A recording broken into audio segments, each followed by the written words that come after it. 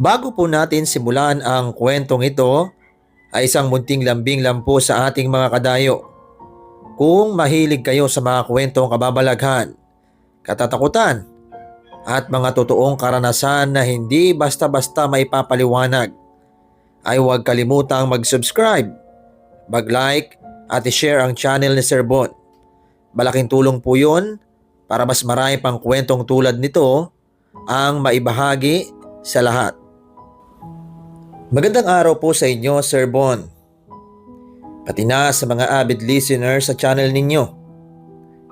Itago na lang po ninyo ako sa pangalang Marco.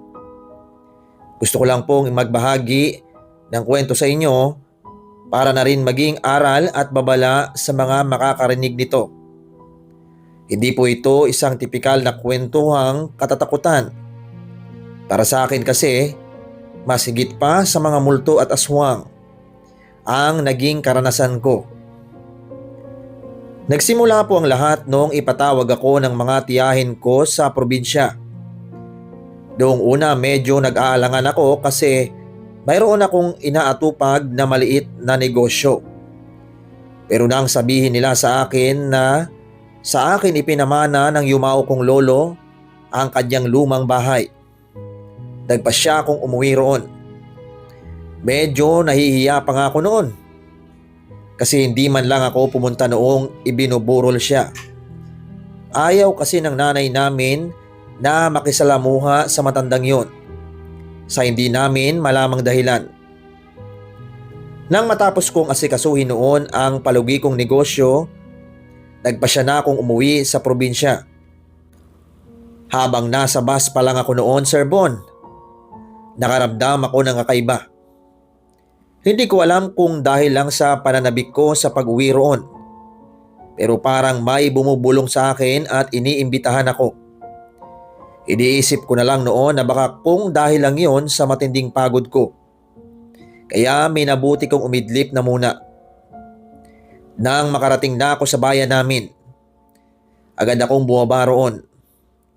Mabuti na lang talaga at mayroong tricycle na papunta sa baryo ni na Lolo Herminio. Kaya sumakay na ako roon at nagpahatid.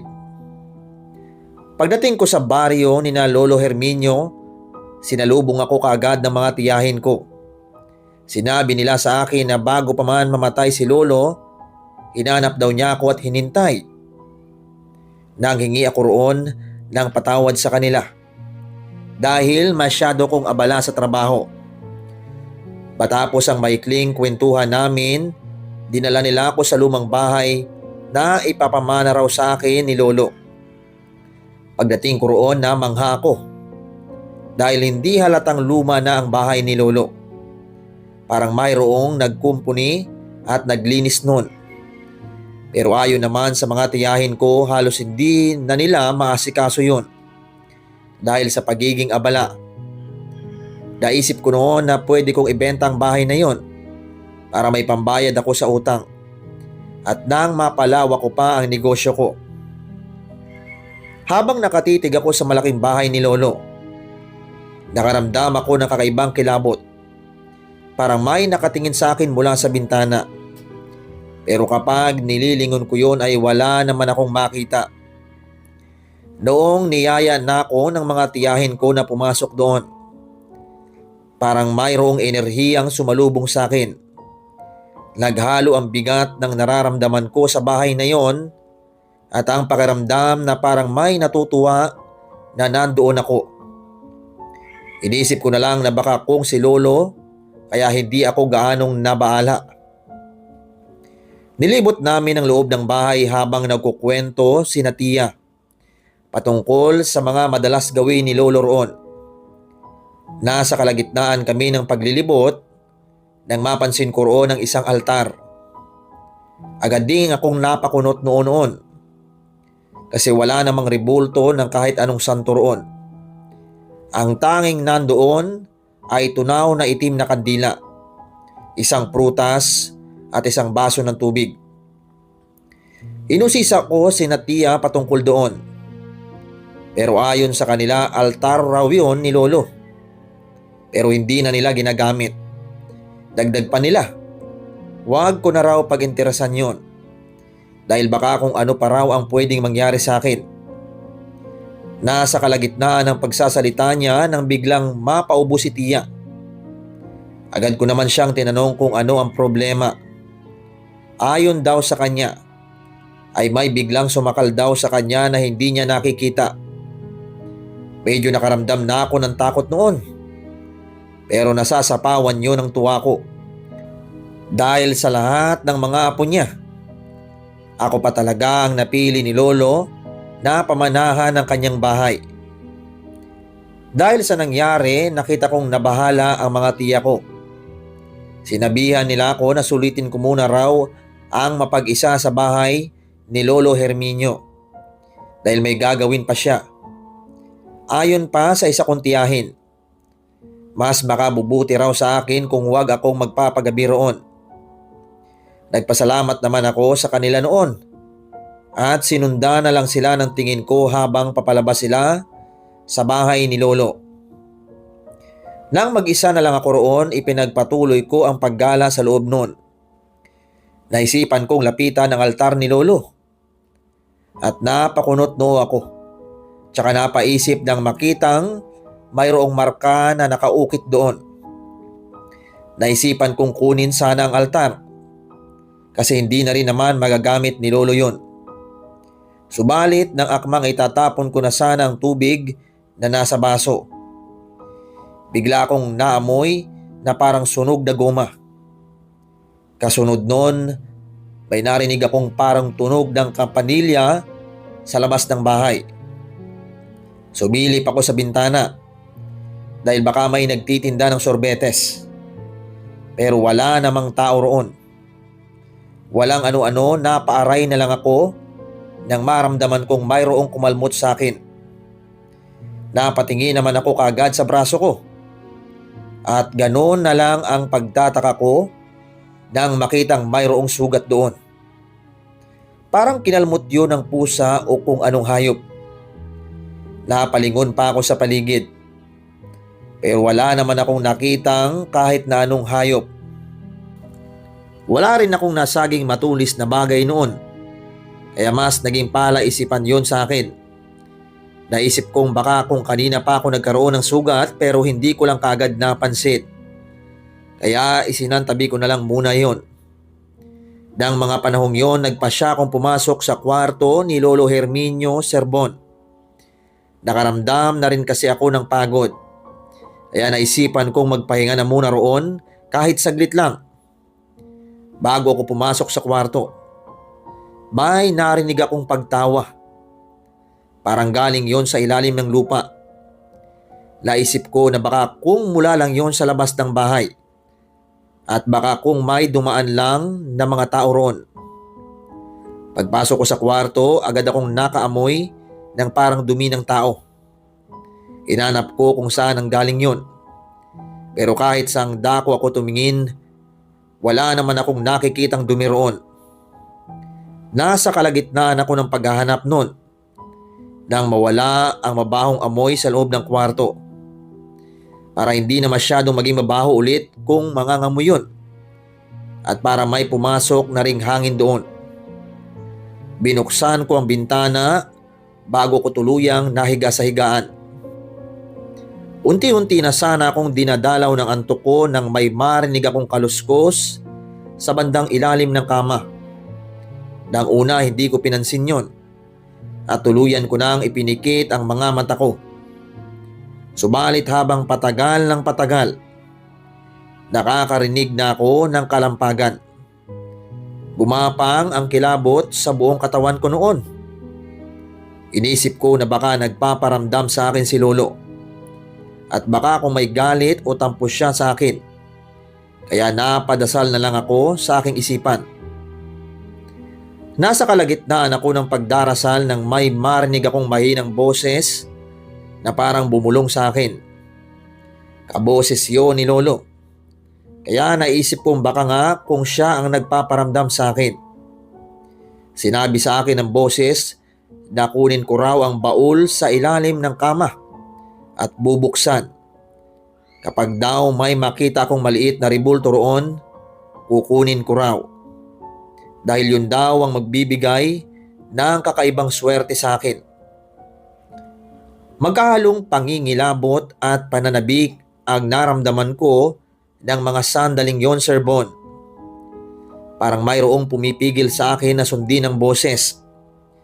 Pero nang maisip ko na biglaan din ang swerteng dumating kay Lolo, nagkaroon ako ng kutob na baka kung yon ang rason kung naging mayaman si Lolo. Dahil sa kuryosidad ko, bumangon ako at tinignan ulit ang ilalim ng kama. Nandilat na lang ang mga mata ko noon nang makita ko ang isang maliit na baul na nandoon. Inabot ko yon at nang mailabas ko na sana, napagtonto kong galing doon ang kaluskos at kalabog. Halos 1 minuto kong nakatulala roon habang pinagmamasdan ang nasabing baul. Ilang sandali pa, muli akong nakarinig ng boses malapit sa tenga ko at naguutos yon na buksan ko ang baul. Sinunod ko naman yon at nandilat ang mga mata ko nang makita roon ang isang nakakatakot na rebulto na halos 2 dangkal lang ang taas. Alam ko na hindi yon isang santo kasi 3 ang ulo nun. Ang isang ulo ay parang sa dragon, ang isa ay kahawig ng tao, samantalang ang ikatlo ay parang isang aso. May kalakip na libreta roon, kaya sinubukan kong buklatin yon. Habang binabasa ko sa isipan ng mga nakasulat, may narinig ulit akong boses. Klarong-klaro yun. At alam ko na galing yon kay Lolo. Sinabihan niya akong alagaan ng mabuti ang rebulto at aalagaan din daw ako noon. Napalunok ako ng laway noon, Sir Bon. Parang gusto kong ibalik sa baul ang estatwa. Pero napaisip ako patungkol sa boses na narinig ko. Noon din minabuti kong kunin ang libreta noon at binasa ko ang ilang nakasulat doon habang nakaharap sa rebulto. Sa hindi ko malamang rason ay muling naging maalinsangan ang paligid. Muli akong nakarinig ng parang tunog ng kampanilya sa labas. Kaya sumilip ako sa bintana. Napakamot na lang ako ng ulo noon nang wala naman akong nakitang tao. Binabuti kong ilagay na muna sa lamisita ang rebulto at muling mahiga para makatulog. Dahil sa matinding pagod ko at sa mas lumalang antok na nararamdaman ko, tuluyan akong nakatulog. Gabi na nang magising ako. Naalala ko noon ang sinabi ni Tia, pero mas pinili kong doon na lang muna manatili sa bahay. Naisip ko na kapag may bebenta ko yon ay hindi ko na yon mapupuntahan pa. Binabuti ko na lang na kumain ng tinapay bilang hapunan tsaka ipinagpatuloy ang pagpapahinga sa bahay ni Lolo. Inabukasan, nagpaalam ako kina Tia na uuwi na. Bago ko umalis, tinanong nila ako patungkol sa karanasan ko sa bahay na yun. Kaya sinabi ko sa kanila na mahimbing naman ang naging tulog ko tsaka hindi rin naman ako nakaranas ng nakakatakot na karanasan doon. Yun na nga po, saktong pagka-uwi ko sa bahay ay agad kong nalaman mula kay nanay na may naghahanap sa akin na isa sa mga dati kong kasosyo. Ayon sa nanay ko, gusto raw ng kasosyo kong yon na magbigay ng malaking pera sa akin para pang negosyo. Sinabi rin niya na may isa siyang negosyo na gusto niya ako raw ang mamahala. Natuwa naman ako roon, kaya agad akong nakipagkita sa kanya. Nagkwentuhan kami at nalaman ko na naging matagumpay raw ang negosyo niya sa ibang bansa. Dagdag pa niya kapag daw maging malaki na ang negosyo at malaki na raw ang kinikita ko, saka ko na raw siya babayaran ng paunti-unti. Natuwa naman ako doon, Sir Bon. Kaya nagkaroon ako ng pag-asa na muling makabangon. Magmula ng araw na yon, naging sunod-sunod na ang swerte na nangyari sa akin. katulad ng nakasaad sa libreta ni Lolo. Dinarasal ko ang mga katagang nandoon sa eksaktong oras at araw. Naisip ko pa nga na baka kung talagang swerte ang hatid sa akin ng nasabing rebulto. Maging ako noon ay namangha nang mabayaran ko ang lahat ng utang ko at naging malaki palalo ang negosyo ko. Nabigyan ko na rin ng mas magandang buhay noon si nanay at ang mga kapatid ko. Hindi ko na rin naibenta ang bahay ni Lolo at ginawa ko na lang yon na parang bakasyunan kapag gusto kong magpahinga. Isang umaga, inusisa ako ni nanay kung mayroon daw ba akong kinuha sa bahay ni Lolo. Napailing naman ako at tinanong siya kung ano ang ibig niyang sabihin. Hindi naman siya sumagot sa tanong ko, pero nagpaalala lang siya sa akin patungkol sa mga bagay na hindi ko raw dapat pakialaman doon sa bahay ni Lolo Herminio. Nakaramdam naman ako ng takot at agad kong naalala ang rebultong nakuha ko sa baul ni Lolo. Naisip ko na baka kung may hindi magandang kapalit ang lahat ng mga swerteng natatamasa ko. Kaya nagpasya kong itago sa isang kahon ang nasabing rebulto. Hindi ko na rin binasa pa ang nakasulat sa libretang yon. Kinalimutan ko ang rebultong inalagaan ko, pati na ang libreta ni Lolo. Dahil mas naging abala ko sa lumalago kong negosyo. Halos wala na rin akong oras noon sa pamilya ko at sa mga kaibigan. Isang araw, nagulat siya at nanlumo nang malaman niya kung ano ang nangyari sa kanyang kaibigang dating kasosyo. Nasagasaan yun ng malaking truck at halos madurog daw ang lahat ng bahagi ng katawan niya. Pagkatapos noon, nalaman niyang namatay rin ang dalawa niyang tiyahin at hindi niya alam kung ano ang naging karamdaman ng mga yon. Nabahala ako noon at naisip na baka kung yun ang kapalit ng swerteng natatanggap ko sa buhay. Agad kong naalala noon ang rebultong inaalagaan ko dati at ang libreta. Kinuha ko ang mga yon at nagpasya akong pumunta sa likod ng bahay para sunugin yon. Napawika na lang din ako sa sarili ko na kung yun lang din ang magpapahamak sa mga mahal ko sa buhay, ay mas mabuti nang maging abo yun. Saktong sinusunog ko na ang rebulto at ang libreta sa likod ng bahay nang biglang dumating si nanay. Tinanong niya ako kung ano ang ginagawa ko roon at agad na nandilat ang mga mata niya nang makita niyang sinusunog ko ang mga alaga ni Lolo. Napahawak siya sa dibdib niya at pinagalitan ako. Ayon kay nanay, hindi ko sana ginawa yun at mas makabubuti sana kung hindi ko na lang pinakialaman ang rebultong yon.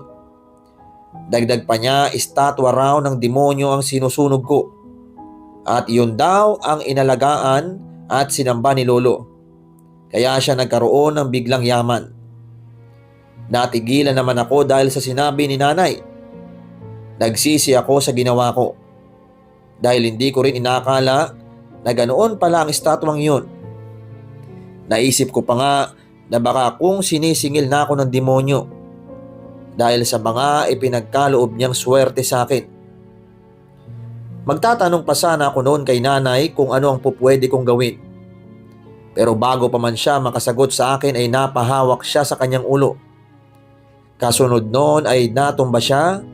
Kaya nagmadali ako para saluhin siya.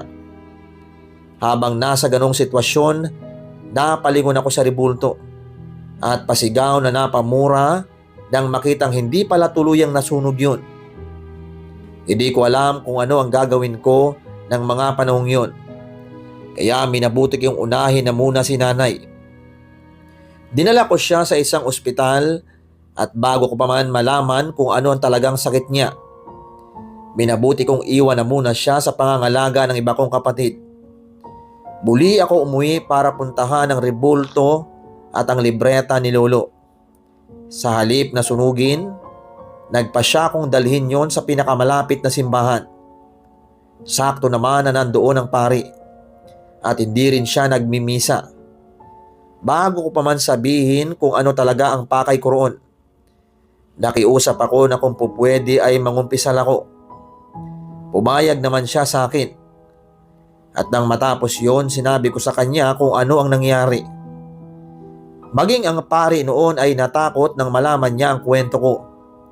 Maging siya ay kinabahan din nang makitang dinala ko na mismo sa kanya at sa loob ng simbahan ang rebulto ng demonyo. Inusisa niya ako kung saan ko nakuha yon. Kaya hindi na rin ako nagsinungaling pa.